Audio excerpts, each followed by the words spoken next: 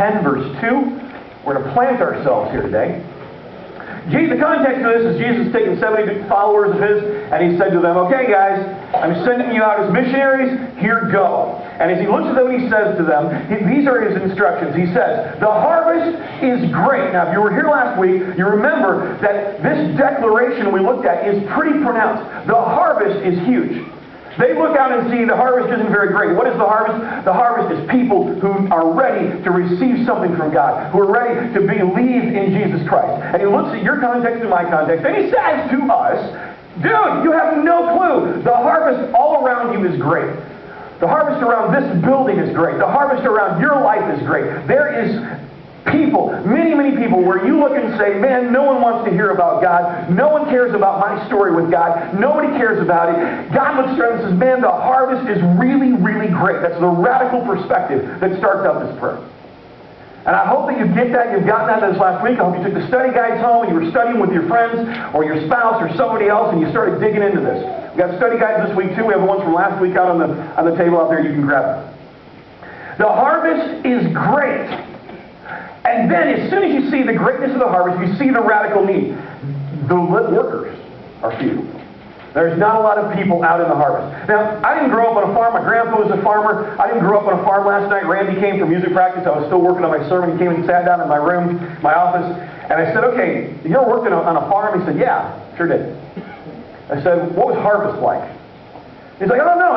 It's really like this time when everybody just kind of got together to get stuff done as quickly as possible.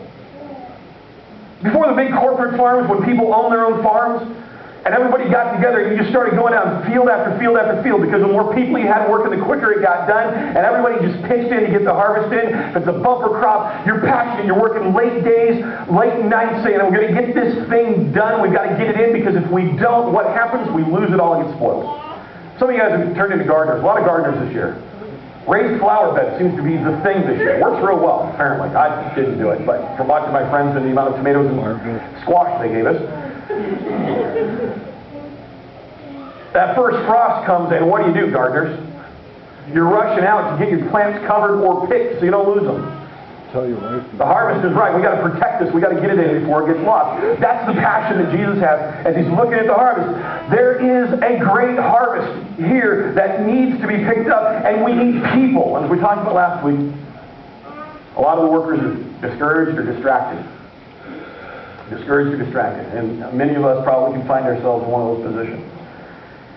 But if you were to see God looking at the harvest, I think you'd see the angels around him looking at the harvest going, God, the harvest is great. God, send out workers. God, bring in the harvest. Save your people, God. Save your people. There's a great song that comes out of Africa. Some missionaries were down there and they were starting to teach people about God, and they didn't have music and didn't have instruments, so they just started making up their own songs. And this song, which instruments have been added, comes from that. And the words of it are so simple that I think it's the harvest song. It's the song that the angels would sing around God, saying, God, here's the harvest. Save your people. I encourage you to stand up. We're going to sing some more. Save your people, O Lord. Simple words you can pick up on it real quick. Come together real easy. Save your people, O Lord.